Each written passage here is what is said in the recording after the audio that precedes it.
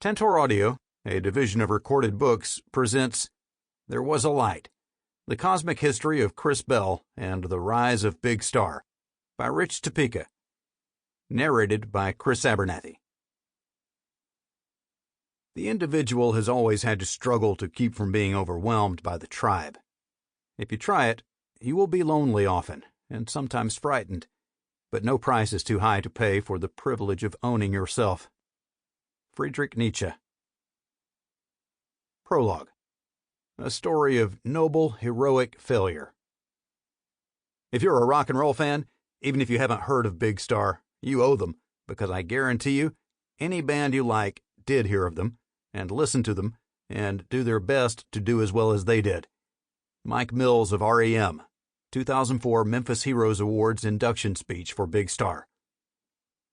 In the 4 decades since the bewildering death of Chris Bell, the steady drumbeat of plaudits, honors, and credits planting him among the musical influencers of his generation would have given him great solace. Tragically, he died at 27 years old while living at his parents' house, working a dead-end job as a grocery store clerk, and not knowing the recordings he'd leave behind would go on to achieve the goals he'd obsessed over throughout the 1970s. After founding Big Star, the Memphis, Tennessee-born guitarist/vocalist led the charge on 1972's highly influential #1 record, produced at Ardent Studios. At his side was a triad of fellow Memphians, including former Box Tops frontman Alex Chilton on guitar and vocals, Andy Hummel on bass, and Jody Stevens on drums.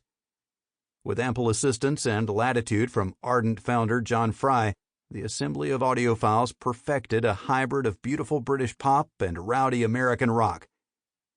It didn't last long. Shortly after the LP's release, Chris slid into a bout of clinical depression and exited the band. Big Star carried on without him, and, with Chilton at the reins, the band laid down the equally remarkable Radio City, followed by Third, Sister Lovers. Chris recalibrated as a solo artist and produced a sonic boom of poignant material, recorded piecemeal throughout the mid-70s at his home base of Ardent Studios, in London at George Martin's Air Studios, and in France at Chateau d'Hérouville. Despite valiant efforts in his lifetime, Chris saw few triumphs and received minimal interest in his stockpile of solo recordings. After a succession of snubs from labels, in his final days he even took a job flipping burgers, not the archetypal makings of a future rock and roll legend. Fast forward to today, Grammy Award winners like Wilco and Beck cover his magnum opus I Am the Cosmos in concert, and his international cult following is larger than ever thanks to a series of books, deluxe album reissues, and a Big Star documentary detailing portions of his short, reticent life as a rebellious Memphis songwriter. Carol Ruhlman Manning, photographer, Ardent Studios art designer. Chris died when he was 27 years old. I heard somebody talking about that on the radio one night.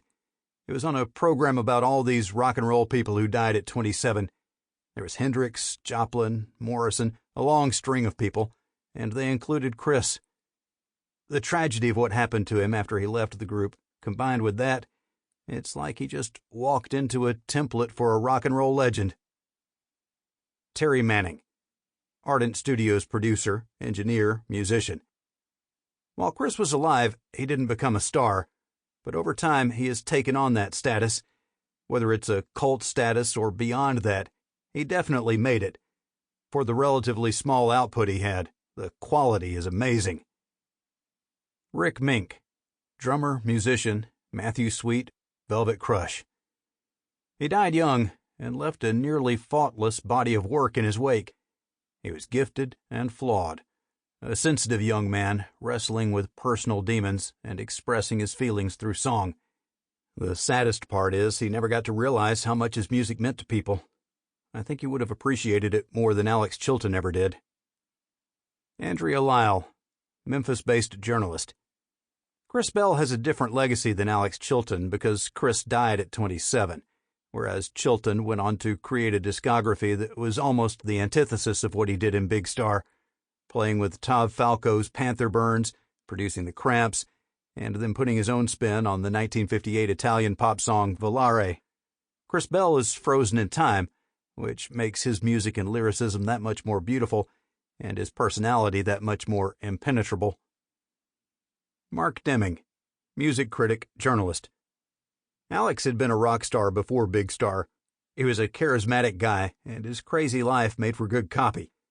Bell, on the other hand, was a genuinely troubled soul, and I have a hard time imagining he could have a career like Chilton did, even if he hadn't lost his life. I can't see Bell bonding with Paul Westerberg or opening for the John Spencer blues explosion like Chilton did, though I bet the sort of folks who gravitate to Nick Drake or Scott Walker might have embraced Bell if he'd been around longer. Jody Stevens, drummer, Big Star, Ice Water, Rock City, Baker Street regulars. Chris's profile has certainly increased over the years. You get on YouTube and all types of things pop up for Chris. That's pretty cool. But Chris didn't make any real money from music while he was alive. He passed away in '78, even before the release of I Am the Cosmos, his solo LP. I don't know exactly how much money having In the Street as the theme song of that '70s show brings in, but it's in syndication, and sometimes it's on 3 or 4 times a night. I wish I would have had a share of that song. Rick Nielsen, guitarist, songwriter, Cheap Trick. Right before that '70s show debuted, they wanted either the Big Star song or Surrender by Cheap Trick as its theme. They picked the Big Star song. After the first season, the producers said, "Can Cheap Trick do a version of it?" John Fry, Ardent Records founder, engineer, Big Star's executive producer. When Fox came up with that '70s show, their music supervisor decided In the Street off Big Star's first album was the tune that typified the '70s. Andrea Lau. I thought Big Star's popularity might peak with that '70s show, but their legacy has just grown and grown over the last few decades, and rightfully so. Chris Bell and Alex Chilton produced some incredible material together. Bob Mayer, Memphis-based journalist, author. Trouble Boys, the true story of the Replacements. Even as Big Star is now, I don't know that the average Memphian on the street knows who Chris Bell is. At the same time, there is an awareness of Chris now within the city that's dramatically, exponentially more than it was even a few years ago. Back in 2008, on the 30th anniversary of his death, I wrote a story about Chris that ran in the daily newspaper in Memphis on A1, the cover of the paper. At the time, there were non-music people who knew Chris, those who went to school with him or whatever, who were totally surprised and perplexed that a story about him would be on the front cover of the Commercial Appeal. They had no idea he was someone who was so highly regarded nationally and internationally, or that he had any level of fame or notoriety. In the years since, with the Big Star box set Keep an Eye on the Sky, the I Am the Cosmos reissues, the Big Star documentary, and all the local press about those releases, Memphians have a better sense that Chris was and is an important artist. While Chris's entire catalog of music has been issued over the years, most exhaustively on Omnivore Recordings' 2017 complete Chris Bell box set, his private life remained an unknown tale. Filmmakers Drew DiNicola and Danielle McCarthy Bowles experienced firsthand the secrecy surrounding Chris while interviewing his friends, family, and bandmates during the making of 2012's Big Star, Nothing Can Hurt Me documentary. Drew DiNicola, director, Big Star, Nothing Can Hurt Me. It was a major problem getting people to talk about Chris Bell for the film. We went around to scout out and find people who would be able to tell us more because everyone was very guarded about Chris. We didn't know if it was about his sexuality or if they were just troubled by the story itself. On the one hand, it seemed like there was this big conspiracy cover-up. It was like, what's going on in Memphis? Nobody wants to talk to us about Chris Bell. To some degree, that was true. Another thing was that the guy was mysterious, even to people who knew him for years. I definitely had people say, I won't talk about his sexuality. If you ask me, I will walk out. We had to lay down rules for the interviews sometimes. We also had to rely on a lot of conversation off camera to help us form what we would try to get on camera for people. In the end, we were like, we're not here to out this guy. We're here to tell the story and how it relates to the music. Danielle McCarthy Bowles, film producer, Big Star, Nothing Can Hurt Me. The film introduced a lot of people to Chris Bell, and a lot of people who knew Chris Bell were just so appreciative we focused on him. It seemed to be more of a revelation for people about Chris. That was surprising for us. His story is more of a tragic, heartstrings-pulling story. His struggle to be heard as an artist, his issues with his sexuality, and his early death. At the screenings, many times I heard people crying during the Chris Bell parts. I heard people sobbing. It touched a nerve. Personal demons and ambiguities aside, Chris's solo recordings and the entire Big Star catalog have become known as some of the earliest prototypes for alternative rock.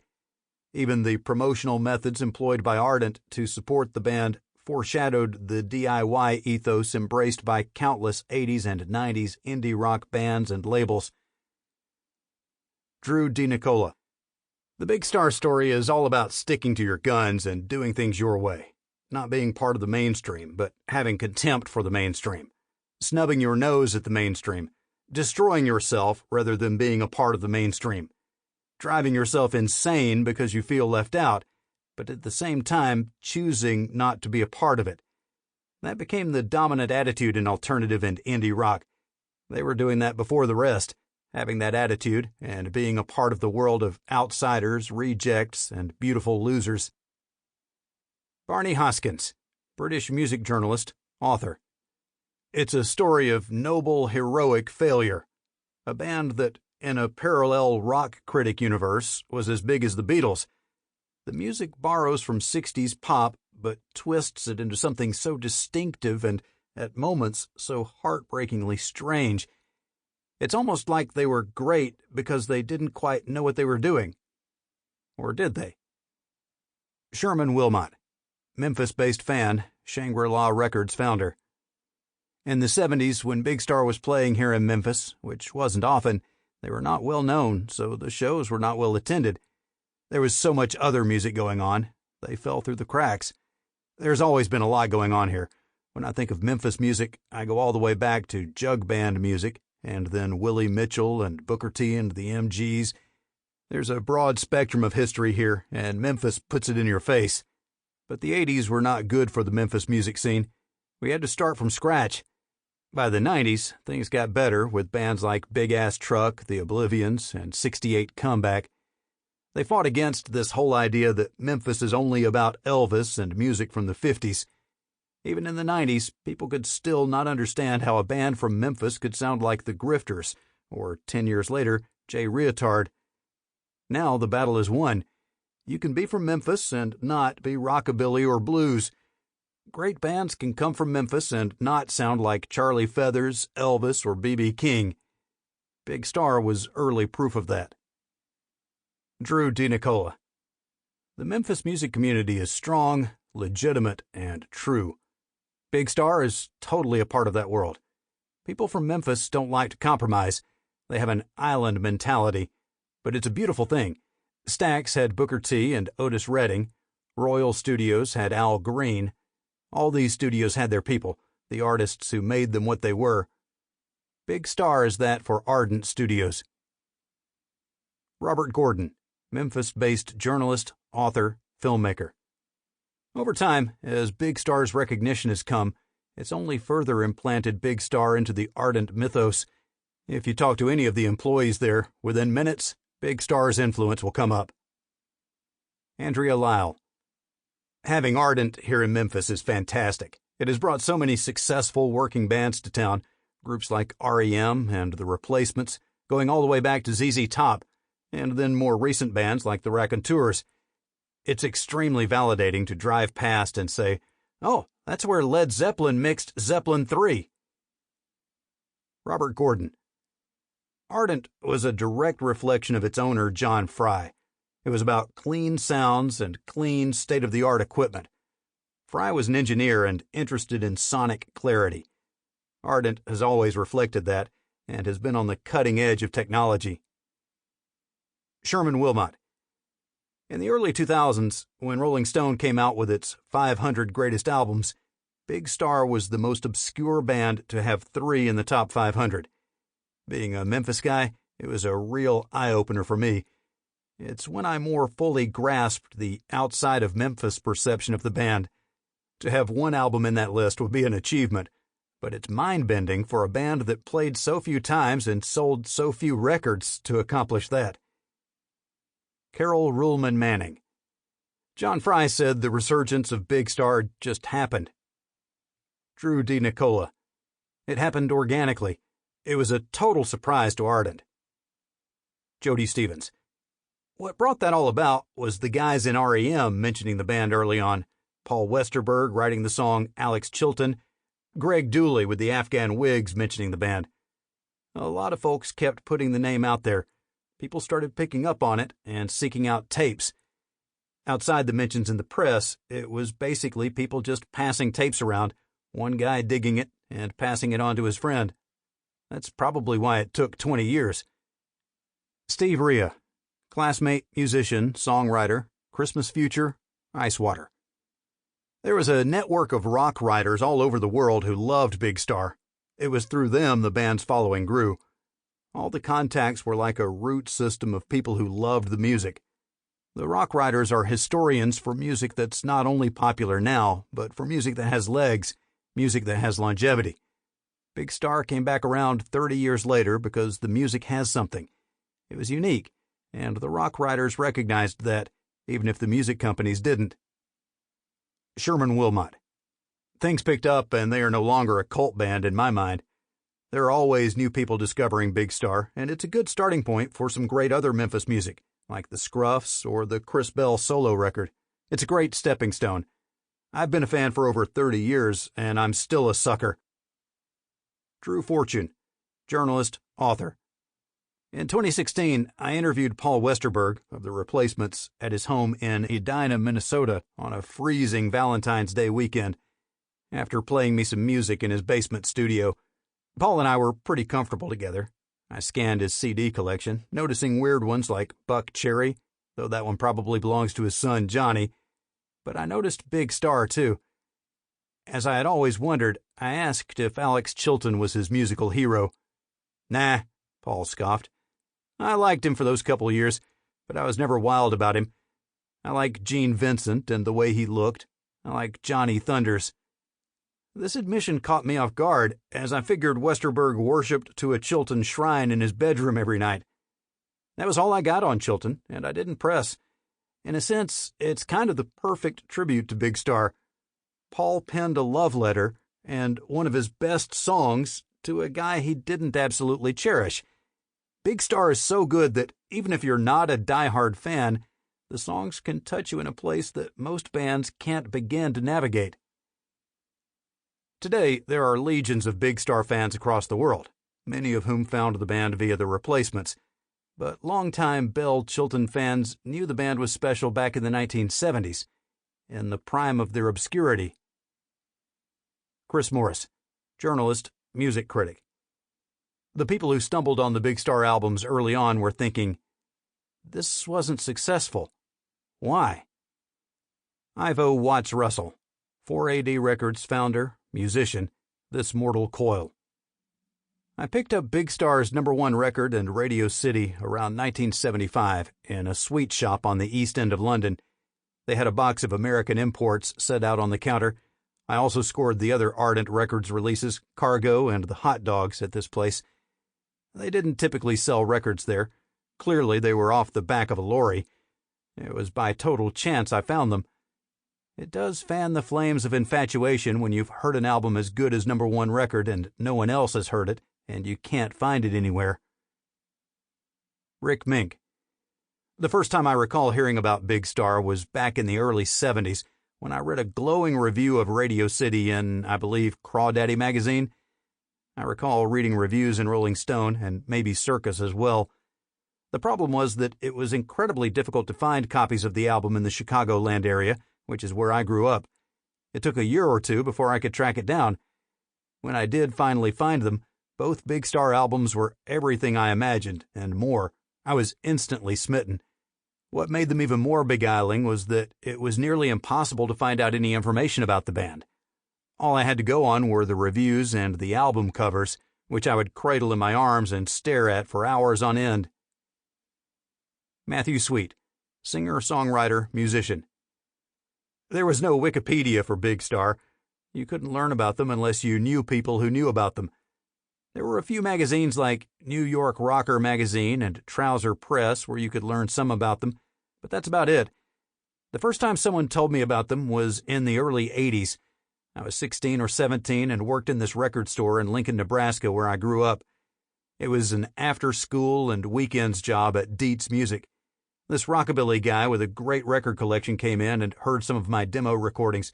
He told me, "You would really like Big Star." Mike Mills, bassist, vocalist, REM, Big Star's third. REM was just getting started. I was in college, still trying to sort out all the things you're trying to sort out in college. We were just starting our band, just beginning to write songs and trying to figure out how to go about that. Big Star was always an inspiration. If not exactly a template, then close to it. I felt closer to it than the Beatles. The Beatles were something I heard as a kid on my tiny AM radio. They were from England, and I was very young. It was this in-the-sky thing that I loved, but I wasn't even sure why. By the time I heard Big Star, I was a musician, and I knew what they were doing and why it was so much more personal to me. I felt a lot closer to the music.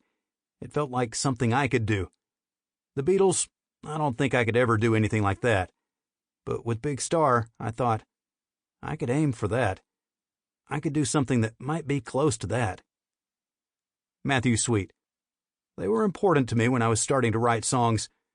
Early on, I scored a couple Big Star tapes. The first thing that struck me was the guitar playing. At that age, I grew up on British acts like Elvis Costello, Generation X, and the Buzzcocks, the bands that made power pop-ish kinds of records during that punk and new wave invasion. I was looking for American artists that I related to.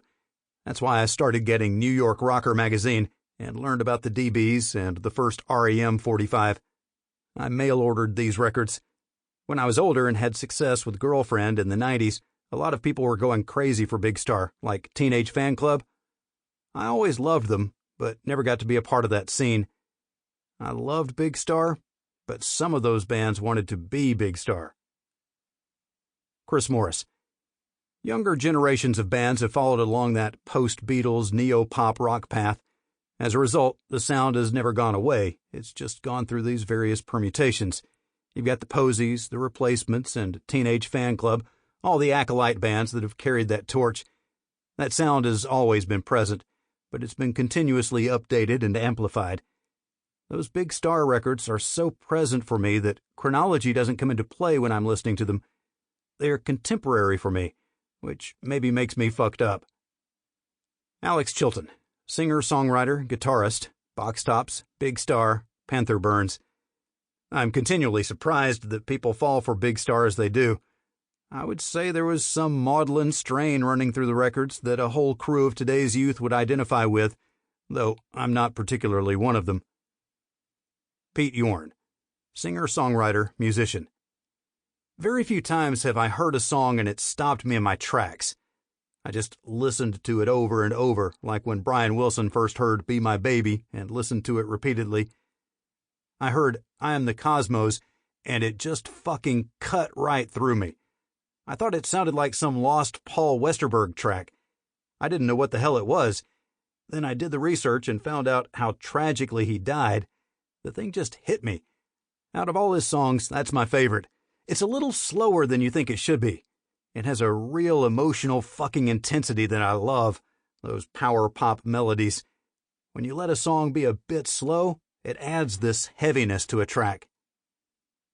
Peter Holsapple, singer-songwriter, musician, DBs, REM sideman, solo. A friend from Memphis gave me 2 bootleg cassettes many years ago. One had a version of Third on one side and Big Star's WLIR broadcast on the other.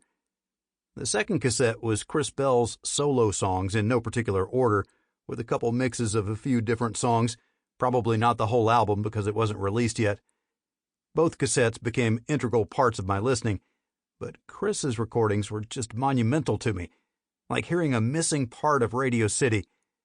I will never not sigh when I hear the first chords and notes of I Am the Cosmos.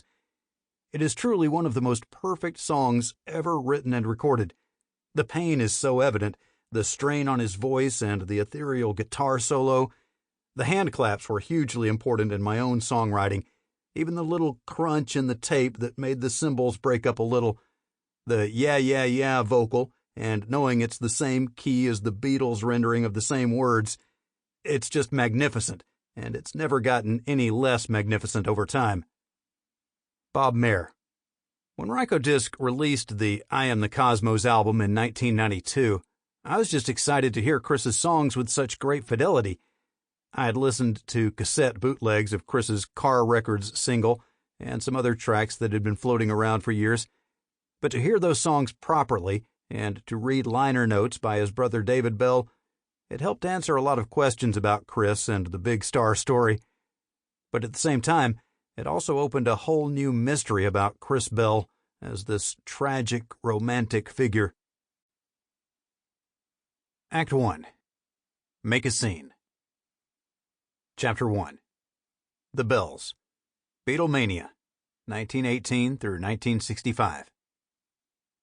The enigmatic roots of Chris Bell and his musical legacy might be firmly entrenched in Memphis's rock and roll folklore, but digging deeper lands you 80 miles south in rustic Oakland, Mississippi, a speck on the map in Yallabusha County.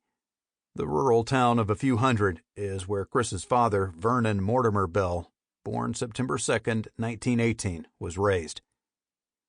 David Bell, brother. Our father, Vernon Bell, was born in Memphis and brought up in this little place called Oakland, Mississippi. It was not even a city yet, just a little stop on the railroad.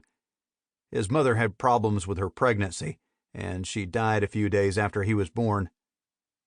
Cindy Bell Coleman, sister.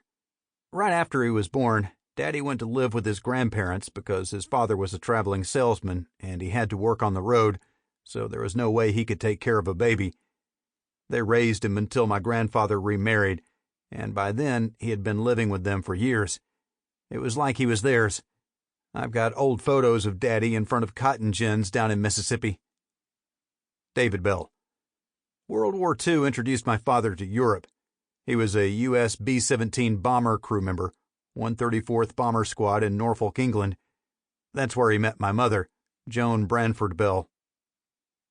Joan Branford was born in Claydon, Suffolk, near Ipswich, on July 5, 1915, to Ernest Womack Branford and Ethel Louise Pullman. David Bell. Our mother was about 10 years older than her brother. I got the impression she was a little headstrong, a little spoiled. Her nickname was Pinky. She was born in 1915, so she was 10 years old in the middle of the roaring 20s. I remember her telling me she liked jazz, like Louis Armstrong. Cindy Bell Coleman. Daddy met our mother in England while she was working for the military driving a pharmacy truck. Tom Eubanks, vocalist, bassist, guitarist, songwriter, Rock City. Chris was proud of his mother's British heritage. In 1971, when we were recording that Rock City album, we were sitting on his bed working on songs, and he said, "It's so weird. I've never been there, but I'm always homesick for England." David Bell. Growing up in Memphis, all of us as kids heard from our friends how they wanted to come over and hear our mother talk. They were thrilled by her English accent. Terry Manning. Chris loved his mother to death and was proud of her Britishness. He saw himself as half British. Cindy Bell Coleman. Mom was proper. She would be gardening, non-stop gardening. I don't know how she did it. She was bound and determined to create an English garden in our backyard. Sarah Bell, sister. That's what she worked on from the time she got us off to school to the time she started to get dinner ready. David Bell. My older sister Virginia and I were both born in Norfolk in England, and we lived there for a while. At the end of the war, my father said, "I'm going back to America, and you're coming along with me." Chris wasn't born yet. We left on Christmas Day in 1945 from either Glasgow or Edinburgh. We were on board what was called a Liberty ship. They were apparently described as rust buckets. My mother was bedridden with seasickness for the entire crossing. I was about 2 months old when we arrived in Memphis. We lived in an apartment for maybe a year. Cindy Bell Coleman. Mother told me it was a lovely apartment, especially for being... Sample complete. Ready to continue?